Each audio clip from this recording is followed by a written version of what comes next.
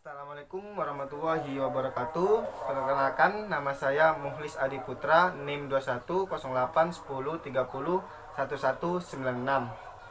Kali ini saya akan menganalisis laporan keuangan dari PT NFC Indonesia Tbk.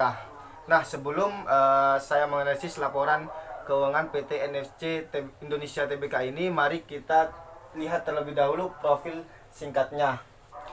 Nah, di mana PT NFC Indonesia Tbk ini bergerak di bidang layanan teknologi, digital dan juga telekomunikasi, dengan produk utamanya itu ada Ona TV, Tawarin.com dan juga ada Selaluada.com.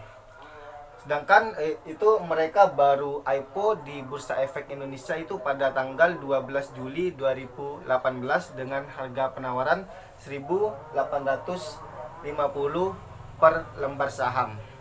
Nah, mungkin itulah sedikit profil singkat dari PT NFC Indonesia Tbk.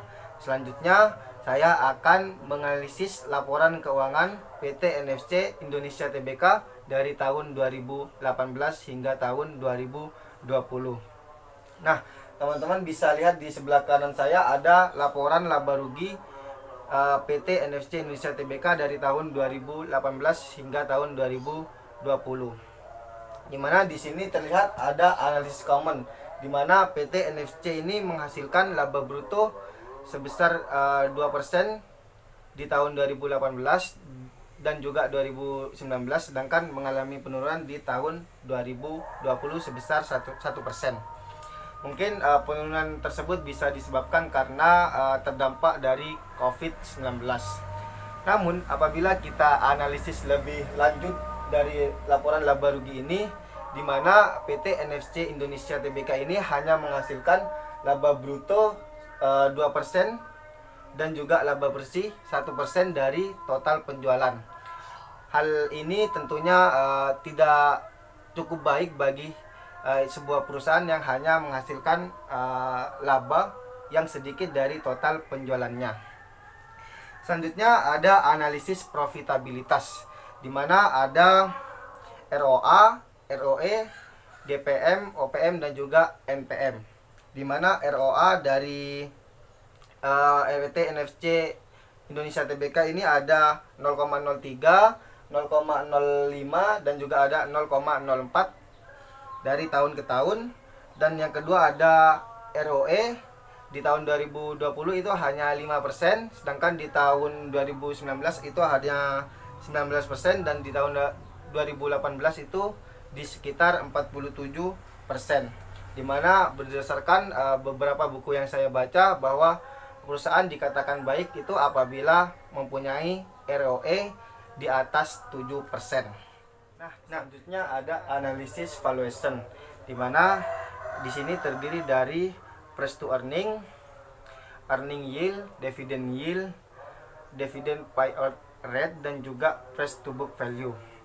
Di mana price to earning ini biasanya digunakan untuk menilai perusahaan apakah under value ataupun over value, dan sedangkan untuk earning yield itu kebalikan dari price to earning. Nah, yang ketiga itu ada dividend yield, di mana di sini untuk mengukur tingkat pengembalian dalam bentuk dividen tunai kepada pemegang saham. Dan selanjutnya ada dividend payout rate, di mana digunakan untuk mengukur jumlah total dividen yang dibayarkan kepada pemegang saham terhadap laba bersih dari sebuah perusahaan. Di mana berdasarkan informasi yang saya cari di internet, PT NFC Indonesia Tbk ini belum membagikan dividen dari tahun 2018 sampai dengan tahun 2020. Nah, selanjutnya yang terakhir ada price to book value.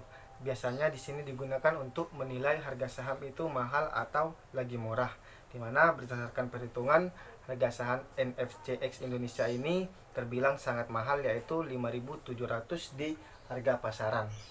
Nah, mungkin sekian analisis keuangan dari saya dengan PT NFC Indonesia Tbk.